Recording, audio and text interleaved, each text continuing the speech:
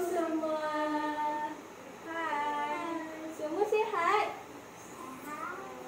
Tak dengar apa suara? Sihat. Dah mahu tak kita nak belajar apa hari ni?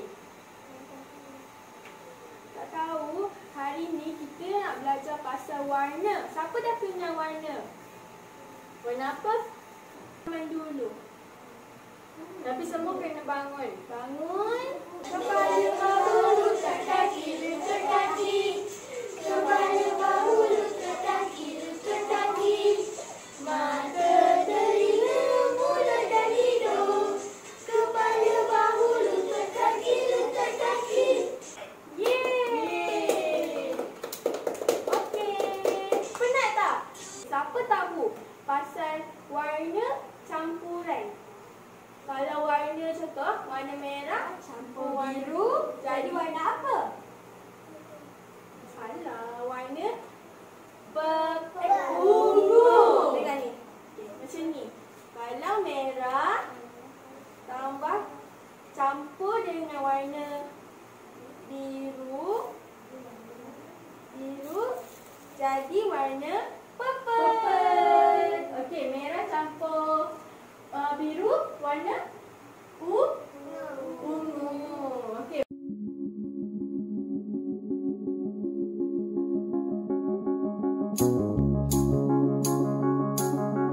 Main lukis-lukis.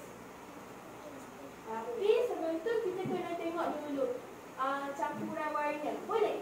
Tadi kita tengok dah ada belajar 3 warna. 3 warna tu kalau campur jadi warna yang baru. Ingat tak? Okey. Cuba kalau tengok ni.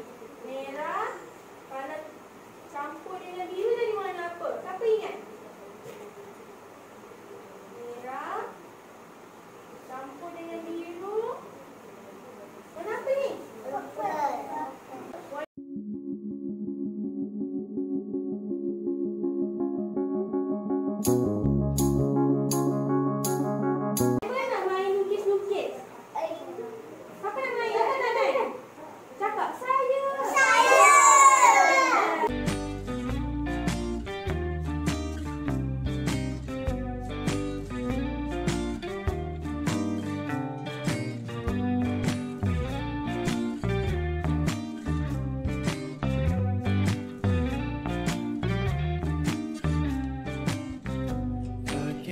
You're really good at saying what you mean.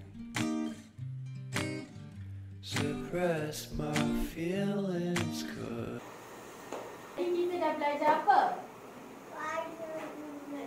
Campur-campur warna dengan lukis. Lukis guna apa? Cat. Lagi guna apa tu yang tiup-tiup tu? Teruk. Okey. Sekarang cikgu nak cikgu nak tanya, warna merah campur kuning jadi warna apa? Apa ingat tadi? Warna apa? Warna apa? Betul.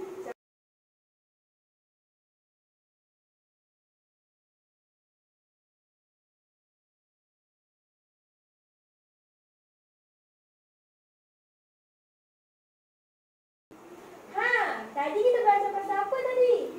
Ingat tak? Pertama sekali tadi apa? Pasal apa? Yang Cikgu Aisyah buat tadi?